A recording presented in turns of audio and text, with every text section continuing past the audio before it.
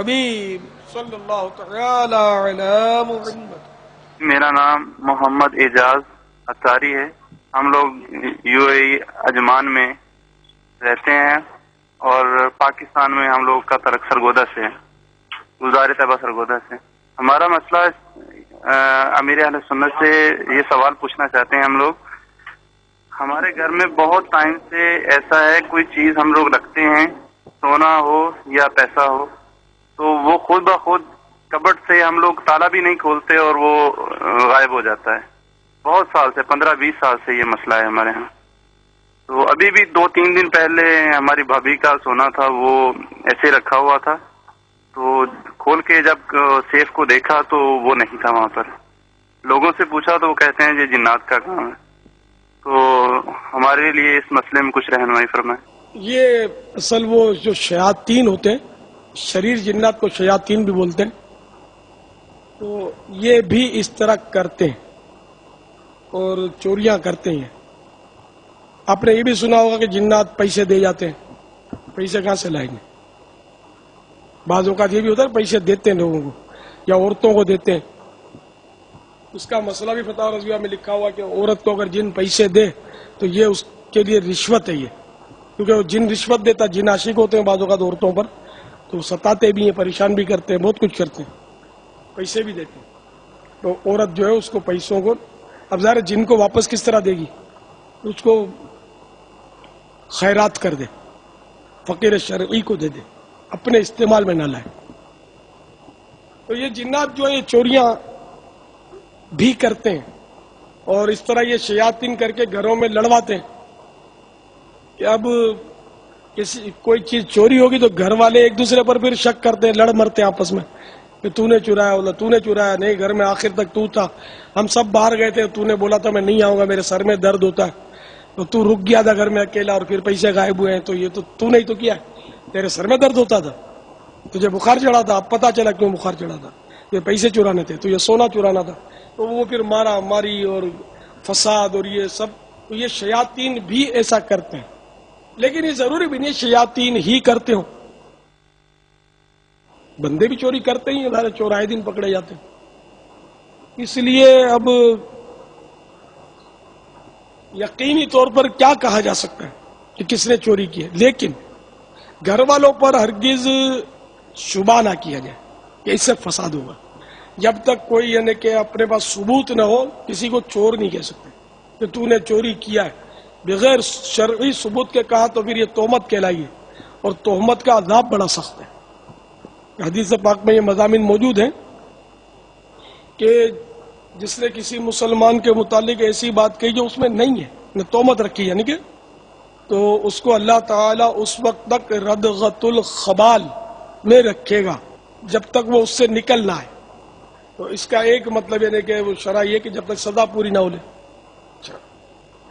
تو ردغۃ الخبال جہنم میں وہ مقام ہے کہ جہاں پر جہنمیوں کا خون اور پیپ جمع ہوتا ہے، بہت خراب جگہ ہے، بہت ہی جہنم کی ہر جگہ خراب ہے، جہنم میں اچھائی ہے ہی نہیں، برائی ہی برائی ہے، مطلب سزا ہی سزا، عذاب ہی عذاب ہے۔ اللہ تعالیٰ جس کو بس بچائے وہ بچے گا۔ ہم اللہ تعالیٰ سے پناہ مانگتے ہیں کہ ہمیں دوزخ میں نہ ڈالیں۔ تو اس لیے کسی کو بھی چور نہ کہیں کہ یہ فلاں نے چوری کی ہے، میں نے معین اور معلوم شخص کو یہ نہ کہا جائے کہ اس نے چوری کی ہے، بھابھی نے چوری کی ہے، دیور نے چوری کی ہے، اس نے بھائی نے چوری کی ہے، یہ نہ کہا جائے۔ بابا ابھی آپ نے شرعی ثبوت کے حوالے سے جو وضاحت فرمائی، بالفرض کے کسی کے یہاں چوری ہو گیا، اب وہ جب کسی کا کوئی بہت سامان چوری ہو جاتا ہے نا، وہ پھر راستے ڈھونڈتا ہے کہیں سے مل جائے، تو بعض ایسے لوگ ہوتے ہیں جن کو جو مطلب اس طرح کی وہ کیلکولیشن کرتے ہیں، کچھ معلومات کرتے ہیں اور وہ بتا دیتے ہیں کہ اس نام سے وہ مطلب حرف سے شروع ہوتا ہے، بالفرض جیم سے شروع ہوتا ہے اس کا نام، اور وہ نام بالفرض جیسے کہ اس کی بھابھی کا یا اس کے کسی بھائی کا یا کسی کا بھی نکلا، گھر کے ملازم کا نکلا، ملازمہ کا نکلا، تو اب وہ اس کا حلیہ بھی بتا دیتے کہ اس طرح کا حلیہ ہے، تو کیا یہ شرعی ثبوت کافی نہیں ہے؟ اب وہ جا کر کہے کہ نہیں میں نے پوچھ لیا ہے، فلاں بابا نے کہا ہے۔ تو یہ عموماً بعض ایسے لوگ ہوتے ہیں جو اس طرح کے نام وغیرہ بھی بتا دیتے ہیں، ان کے اوپر رش بھی ہوتا ہے، کیا یہ شرعی ثبوت بنتا ہے؟ یہ عوامی ایک سوال ہے جو آپ سے کر رہا ہوں۔ شرعی ثبوت اس کو نہیں کہیں گے،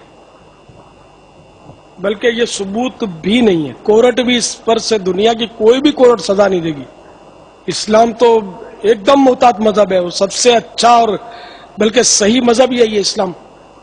تو جب یہ کہ عام کورٹ میں بھی آپ کسی بابا جی کو لا کے کھڑا کر دو کہ بابا جی نے مطلب ہے کہ وہ تسبیح ہلائی تھی، یا بابا جی نے فلاں وظیفہ کیا، یا وہ ہند سے لکھ کر اور حساب کتاب جمع منفی کر کے وہ اس کا نام نکالا ہے، تو کورٹ بولے گی بابا جی بس خلاص آپ نے فرما دیا، حرف آخر ہے، چل بے چڑھیا پھانسی پہ، چلو بھائی اس کو بند کر دو سریوں کے پیچھے.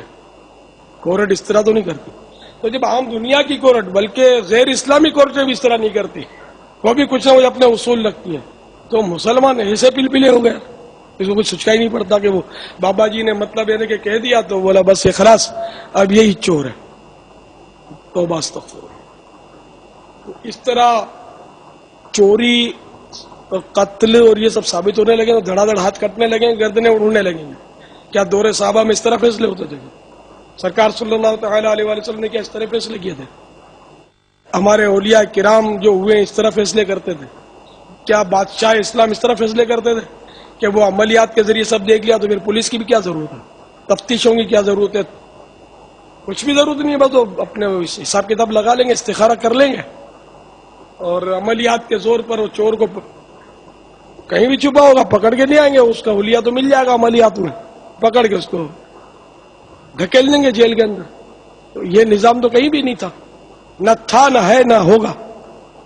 تو اس سے بھی آپ سمجھ جائیں کہ بابا جی کا کہنا جو یہ شرعی ثبوت نہیں ہے، شریعت میں کہیں بھی جھول نہیں ہے، بلکہ شریعت میں وہ یہ کہ یا تو اقرار کرے یہ کہ میں نے چوری کی ہے، ہوش و حواس کے ساتھ وہ بھی اقرار کرے، اور بلا اکراہ اقرار کرے.